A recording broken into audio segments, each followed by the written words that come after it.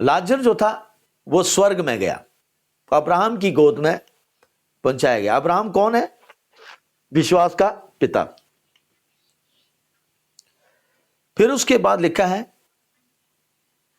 स्वर्गदूतों ने, और धनवान भी मरा और गाड़ा गया, धनवान भी मर गया और गाड़ दिया गया, गरीब लाजर स्वर्ग में पहुंचाया गया।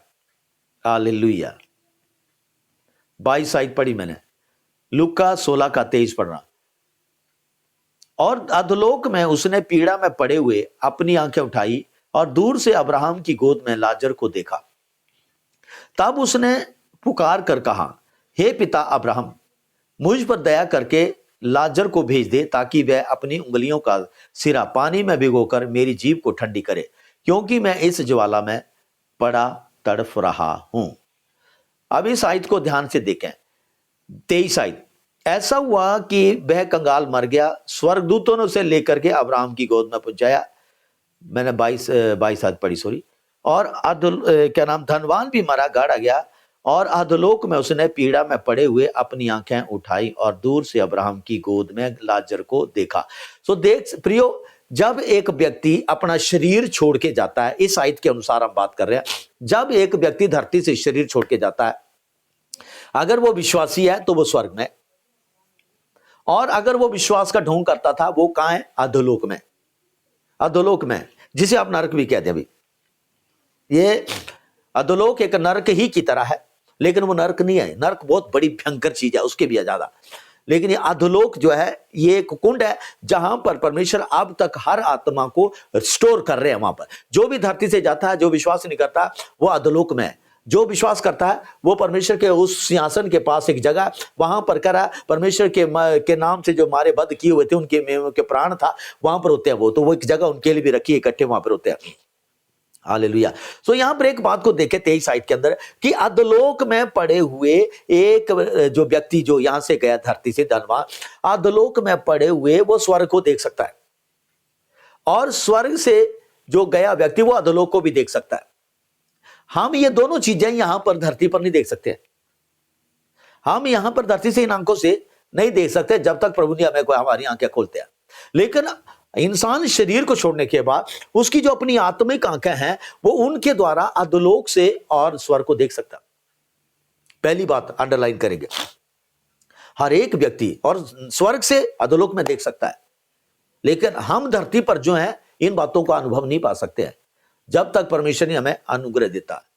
दूसरी बात इसमें नोट करने वाली है कि एक आत्मा है जो कि यहां से धरती से शरीर को छोड़ के गई आत्मा, एक विश्वासी की आत्मा, वो पूरा का पूरा व्यक्ति स्वर्ग में पहुंचा दिया गया।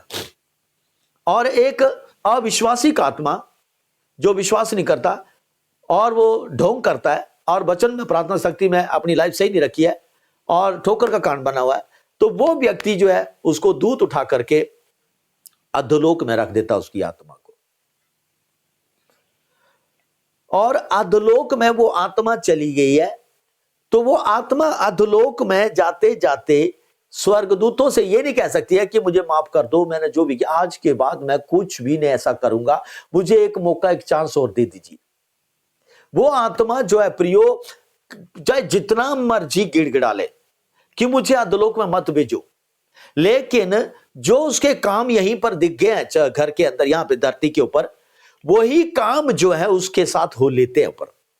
अधोलोक में व्यक्ति जब जाएगा यहां से या स्वर्ग में जाएगा, वो यहीं से डिसीजन लेता है कि मैंने कहां जाना है। मरने के बाद, शरीर छोड़ने के बाद कोई भी व्यक्ति ये नहीं डिसाइड कर सकता कि मैं स्वर्ग जाना है और मैंने नरक नहीं जाना या अधोलोक नहीं जाना। मैंने ये डिसीजन हर एक व्यक्ति का यहां धरती पर ही है। इसीलिए तो सुसमाचार पर विश्वास करना, प्रभु यीशु मसीह ने क्या, जो कोई मुझ पे विश्वास करेगा वह अनंत जीवन पाएगा। और उसके चिन्ह प्रियो हमें धरती पर भी दिखते हैं।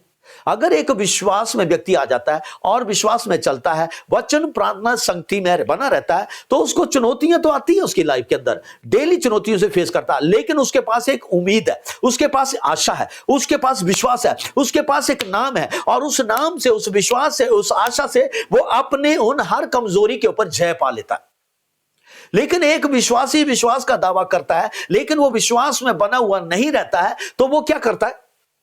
अपने विश्वासी लाइफ को खो देता है और उस नए जन्म पाने का जो अनुभव है उसको भूल जाता है, और इस तरह से वो सांसारिक और शारीरिक काम में पड़ जाता है। तो एक विश्वासी जो है अपने जीवन को वचन, प्रार्थना, संगति से जी रहा है, चैन से रात को सोता है, परमेश्वर के दर्शन देखता है, उसने अपने घर को क्या बनाया? एक शांति का माहौल बनाया हुआ। उसके घर में प्रेम है, उसके घर में शांति है, उसके घर में आनंद है, उसके हृदय में संतुष्टि है, उसके हृदय में आशा है, उसके पास विश्वास है, उसके पास प्रभु यीशु का नाम है, उसके अंदर कोई भय नहीं है किसी भी बात का सिवाय परमेश्वर के।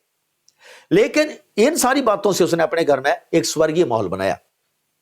लेकिन एक दूसरा व्यक्ति है जो ढोंग करता है, दिखावा करता है, दावा करता है विश्वासी होने का।